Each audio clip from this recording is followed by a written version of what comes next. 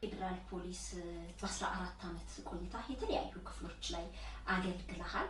አሁን ደግሞ በተለይ ከህዝብ ጋር በደንብ የተዋወቅባቸው የኪነ ጥበብ ስራዎች አሉ።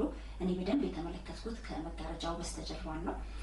በቲያትሩም እንግዲህ ሁለት ገጸ ባህሪ ነበር የምትይዙትና በጣም ተወዳጅ ቲያትር ነው። በጣም በዚህ ቲያትር ላይ እንዴት ልትሳተፍ ቻልክ? ወደ አርቱ ህይወት በምን አይነት መልኩ መጣ? ምክንያቱም ቀደም ሲል ኳስ ላይ አዘነብል ወደ ፖሊስ ቤት ለመግባት ምክንያት የሆነክ እሱ እንደሆነ አጫውተህን ነበርና እሱን እናንሳ።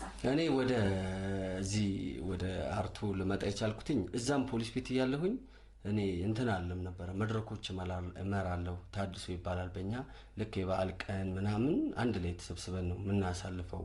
የሆነ የተለየ ዝግጅት ሲኖር ምናምን ሲኖር ሰራዊቱ አንድ ላይ ተሰብስበው ነው ያኔ መድረክ መመራው እኔ ነኝ። ድራማዎችን ማዘጋጀው እኔ ነኝ። እኛ ያኔ እንደዚህ ህጋዊነቱን እንትን ብለን ሳይሆን ዳይሬክት ማድረገው እኔ ነኝ።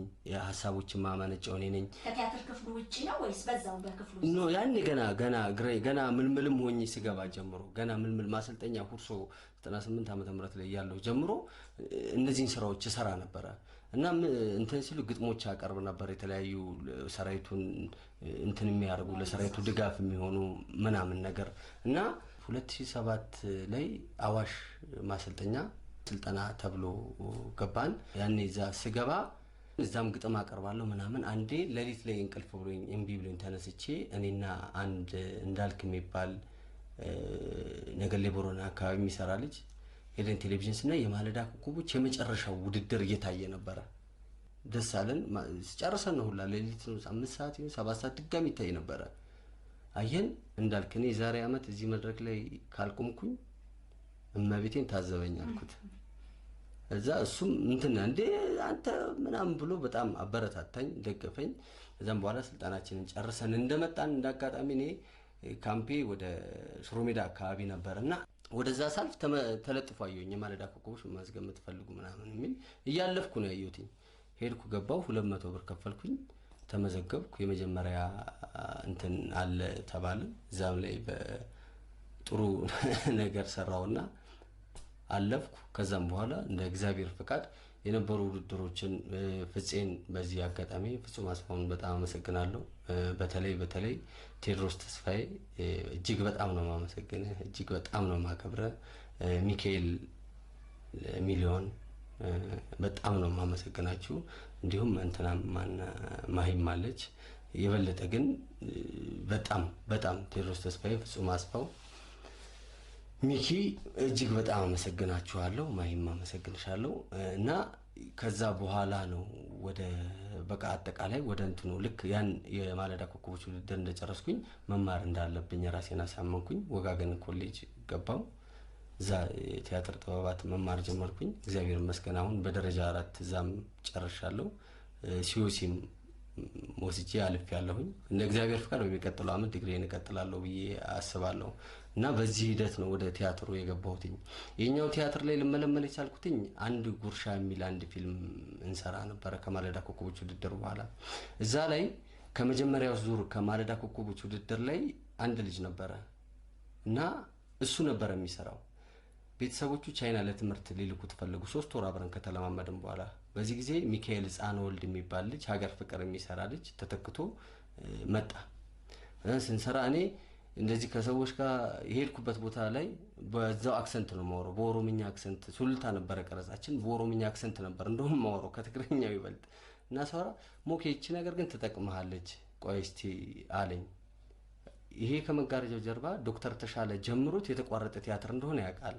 እና ዳግማዊ አመለወርቅ ፈይሳ በጣም ነው ማመሰግነው። በነገራችን ላይ ዳግማዊ አመለወርቅ ፈይሳ አዘጋጅ በጣም ብዙ ያወጣቸው ልጆች አሉ።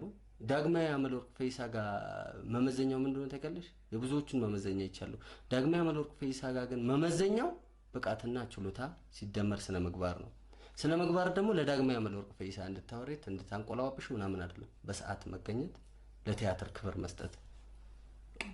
ደስ ነው ያለኝ እሱ እንትን ስላለኝ ስላዘጋጀኝ በጣም ነው ማመሰግነው።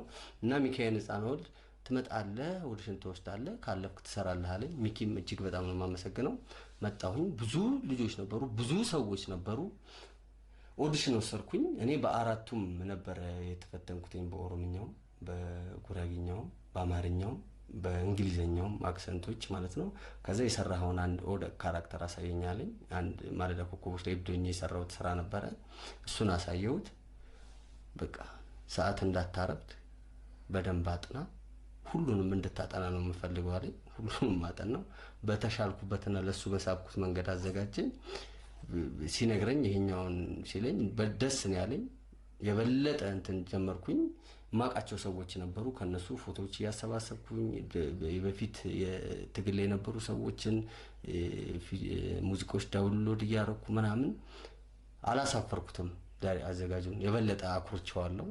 እኔም ውስጥሽ የሆነ የሚሰማኝ ስሜት አለ አይደል? አንዳንዴ ደስ ብሎኝ የምሰራው በቃ ነፃነት የማገኝበት መድረክ ነው። ከመጋረጃው ጀርባ በአጠቃላይ የመጀመሪያ ስራ ነው። የመጀመሪያ ነው በቲያትር ማለት ነው። እንግዲህ ትንሽ ያው ስለ ቲያትሩን ብናነሳና በተለይ ደግሞ አሁን ካለንበት ወቅት ጋር በተያያዘ እውነት ሁላችን እንድናስብ ለኢትዮጵያ የሚጠቅማት ምንድን ነው፣ ለታመመችው እናታችን ምንድን ነው የሚበጃት የሚለውን በስፋት የሚያሳይ ነውና በየባህሉ የምታሳያቸው ገጸ ባህሪያት ማለት ነው። ቦዲ ላንጉጅ እንትኖች አሉና በጣም ሳቅ ያጭራሉ። ከመጀመሪያው ጀምሮ በዝግጅት ላይ የነበሩ ናቸው ወይስ እያደር የጨመርክባቸዋል? ወቅታዊ ነገር ለማድረግ ወቅትን ነው መከተል ያለብሽ እንጂ ዛሬ ዓመት የተናገርሽውን ቃል ዛሬ እየተናገርሽ ወቅታዊ ማለት ሼም ነው ለኔ።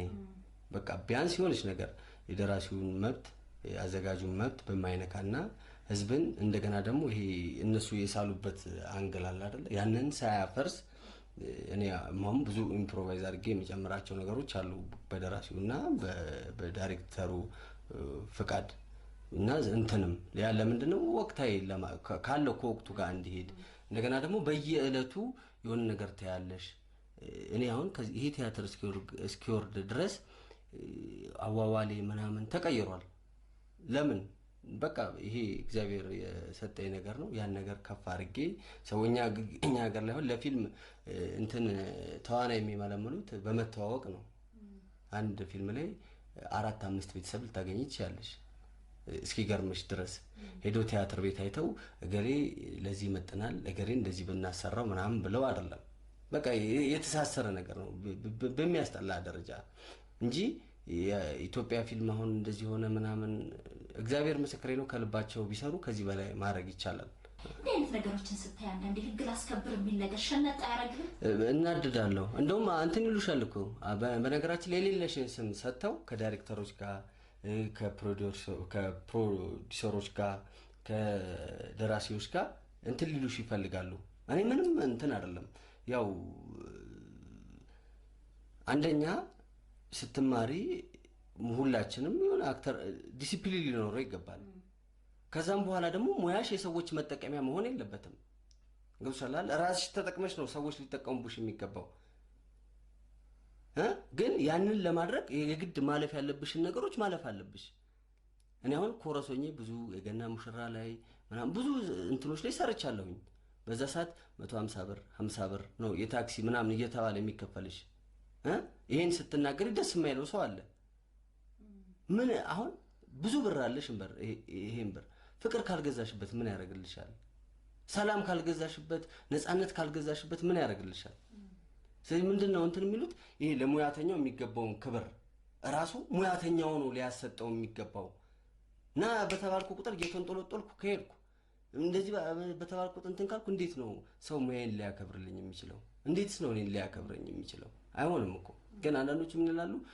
ላንቺ የሌለ ሲም እየሰጡ አብዛኞቹ ይገናኛሉ። በጀማም በምንም የሆነ የሚቀመጡበት ቦታ የሚያወሩ የሚጫወቱበት ቦታ አለ። የሰው ልጅ በሚሰራው ስራ እንጂ ራሱን ሊያስደስት በሚያደርገው ነገር መገመት የለበትም። አይገመትም።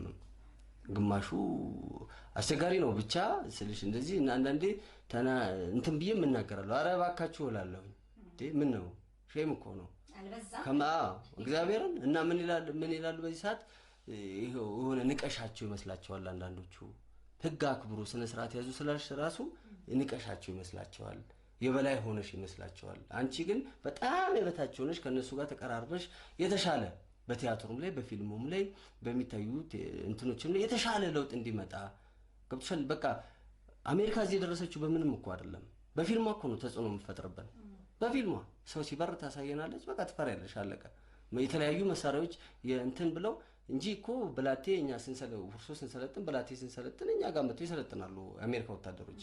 ከኛ የተሻለ አቅም እኮ ኖሯቸው አይደለም።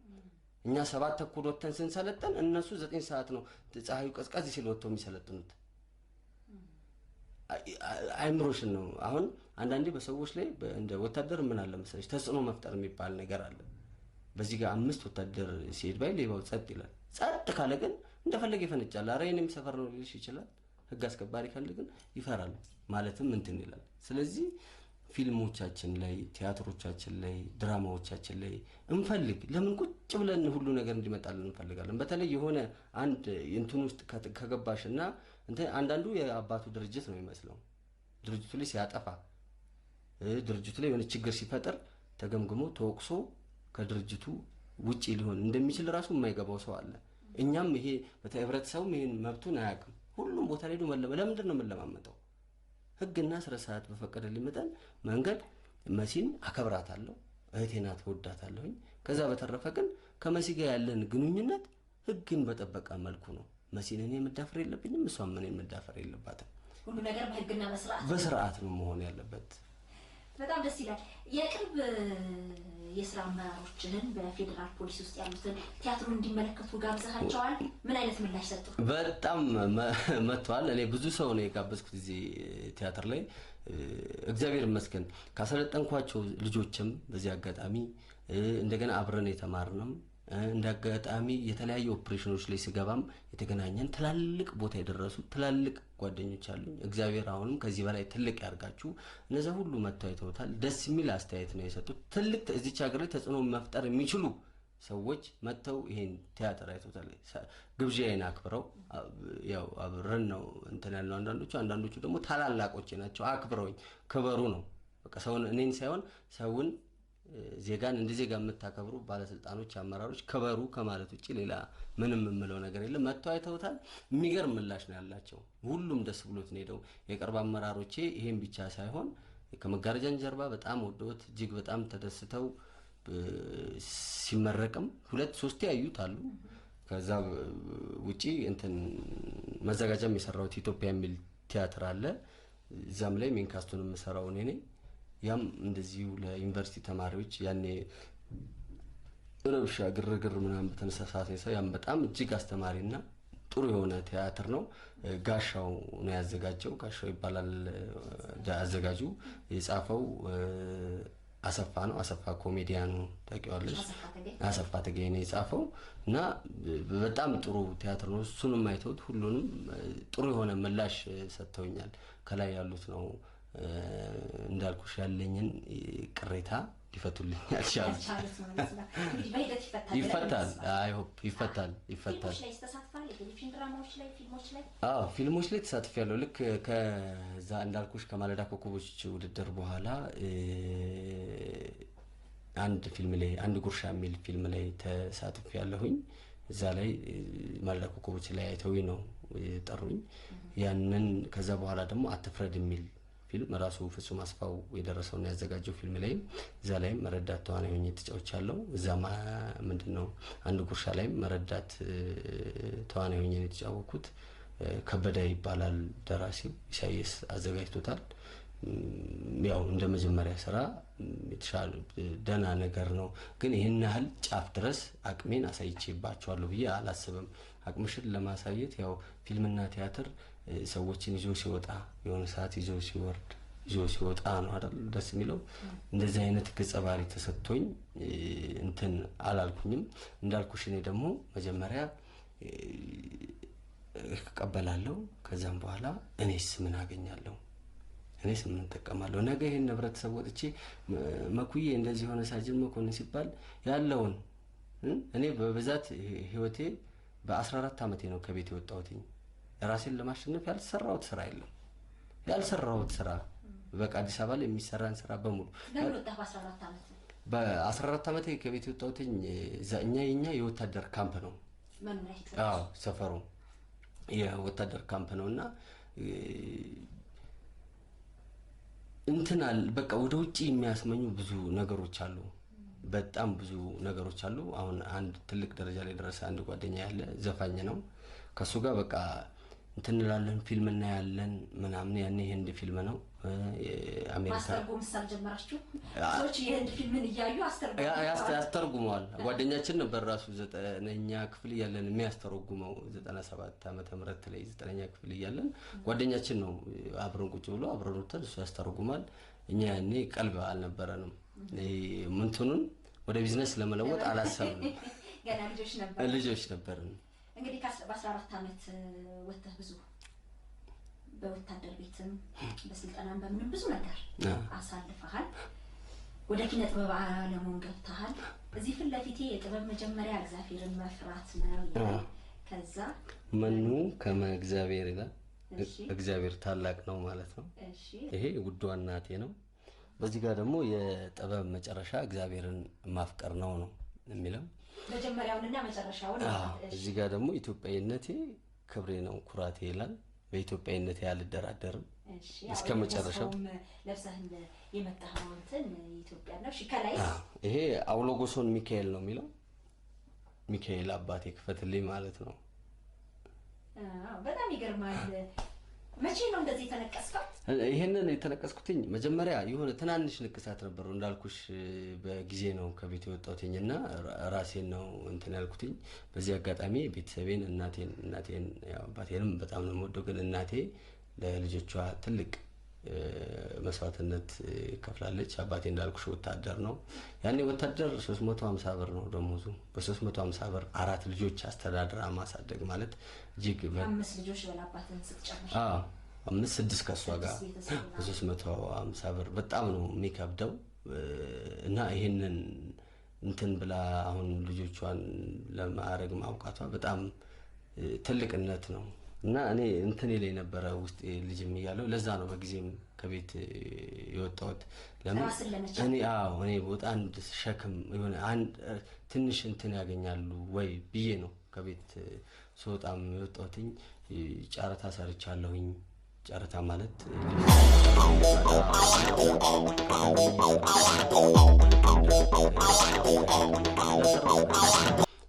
ሸንኮራ ሽጫለሁ። ምን ልበልሽ ብቻ ቴኒስ ጫወት ነበር። በቃ ማለት እኔ ገቢ ነበር። ጆከር ነበር እንዴ አጫዋች ነበርኩ። ለእንትንም ትወዳደሪያለሽ ያኔ ለቀበሌ። ከዛም በኋላ የሆነ ነገር ውስጥ እንድትገቢላቸው ሲፈልጉ እኔ እንደዚህ አይነት ነገር ስለማይመቸኝ ትወጫለሽ። በቃ ማንኛውም ሰው የሆነ ነገር ውስጥ ወይ የሆነ ድርጅት ውስጥ ስለገባ አይደለም ሀገሩን የሚያገለግለው። ሀገርን የማገልገል ቀና የሆነ አስተሳሰብ ውስጡ ሲኖር ነው።